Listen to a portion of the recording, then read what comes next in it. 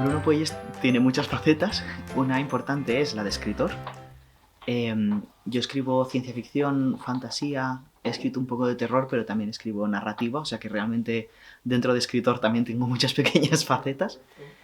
También he escrito juvenil e infantil. Y luego tengo mi faceta de Bruno en teatro, porque también, bueno, he trabajado bastante tiempo en distintos aspectos de artes escénicas y actualmente doy clases de teatro. Mi madre siempre me contaba historias, tanto leyendo cuentos como inventándoselos ella, y entonces yo empecé a inventármelos también muy pronto. Nos inventábamos juntos historias y luego yo solo jugando. Y en el momento en el que aprendí a escribir, fue muy natural empezar a poner por escrito las historias que ya me estaba inventando. Aunque me lo he planteado en alguna ocasión, nunca he dado el salto a autopublicar porque es muchísimo trabajo. Requiere mucha dedicación y mucho tiempo y no me he atrevido nunca a hacerlo. Desde el principio me presentaba a concursos, desde adolescente, que ahora pienso en las cosas que yo mandaba y digo, esto no tenía ninguna posibilidad, pero había que intentarlo y había que tener esa motivación. O sea, me hacía falta a mí tener estoy escribiéndolo para enviarlo a algún sitio, o esto que tengo le quiero dar salida. Entonces pues simplemente lo intenté durante muchos años, participando en concursos.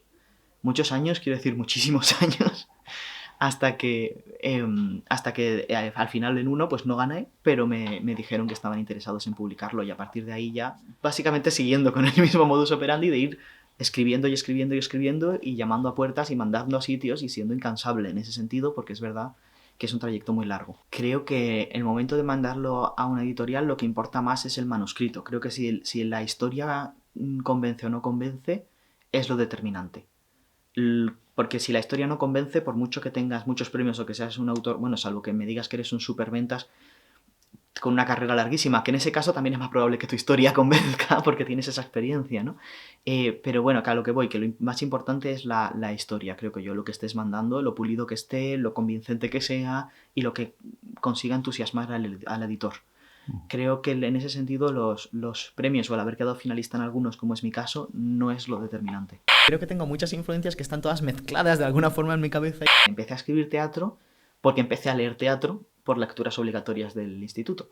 Y entonces empecé a escribirlo y escribí varias obras y le llamó la atención a uno de mis profesores. Y una vez que la estrenamos en el colegio, se nos ofreció llevarla a un centro cultural de la ciudad porque podía, ¿no?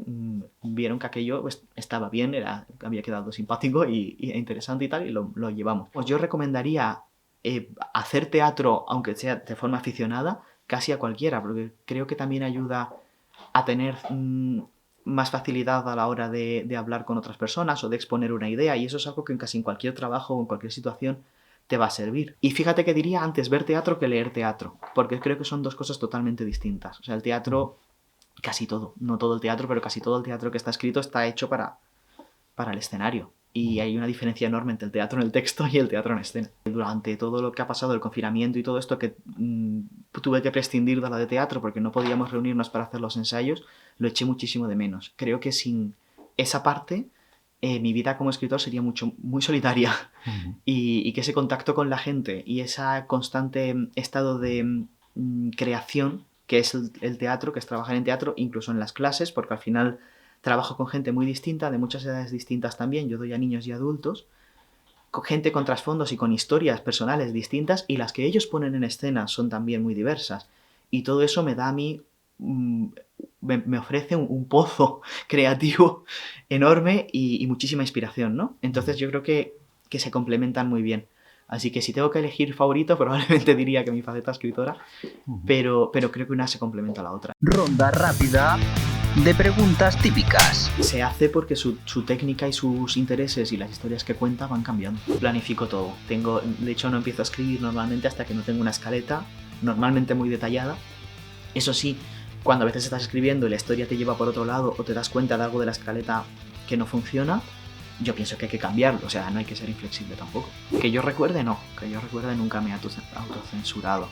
Sí que es verdad que yo creo que hay que contar las cosas bien, que no es tanto, no me van a perder por hablar de esto, sino sí que he pensado, esto lo quiero contar bien.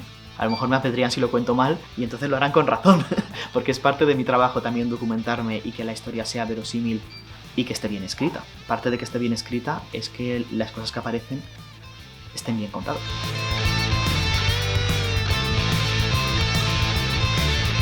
Creo que a todos nos ha cambiado en cuanto a que, por lo menos a mí, me ha hecho comprender mejor muchas cosas que no entendía del mundo, o que veía en libros de historia, y que yo no entendía cómo sucede este fenómeno, y creo que verlo de cerca, o sea, verlo en mi propia época, ¿no? Cómo funciona la desinformación, cómo funciona el tomar decisiones que aparentemente son ilógicas, pero que aún así se toman por miedo o por desconocimiento o por comodidad, ¿no? Cosas que normalmente diría, nosotros no haríamos esto si nos pasase. Y luego ves que todo el mundo no reacciona de formas inesperadas, ¿no? E incluso uno mismo.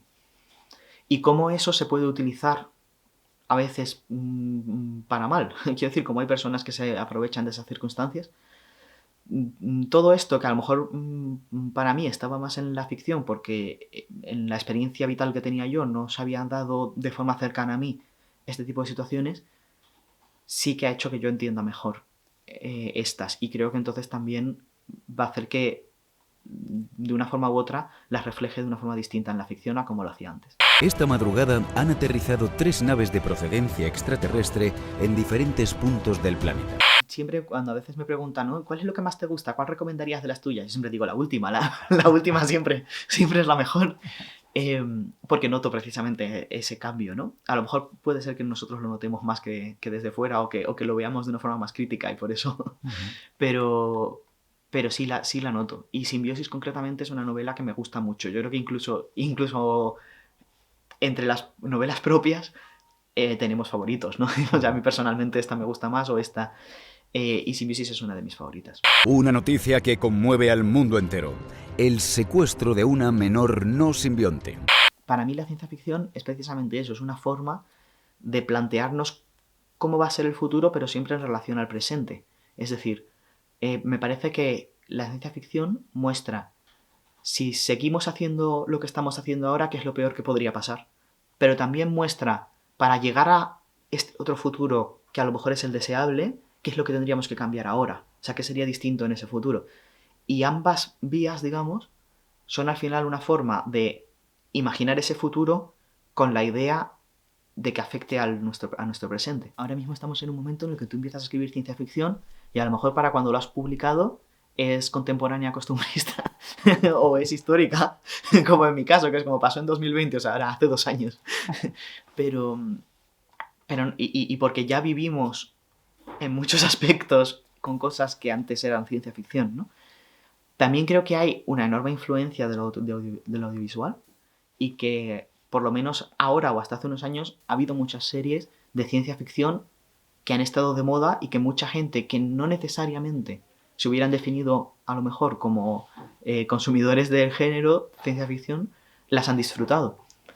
Entonces yo espero que se abra un poco, incluso que parece que se están mezclando un poco géneros, ¿no? También es verdad que hay cosas de fantasía o de ciencia ficción que se publican en colecciones que no son de fantasía y ciencia ficción y de repente llegan a un público mucho más amplio porque no tienen esa especie de estigma de, bueno, es que estos son cosas de frikis, ¿no?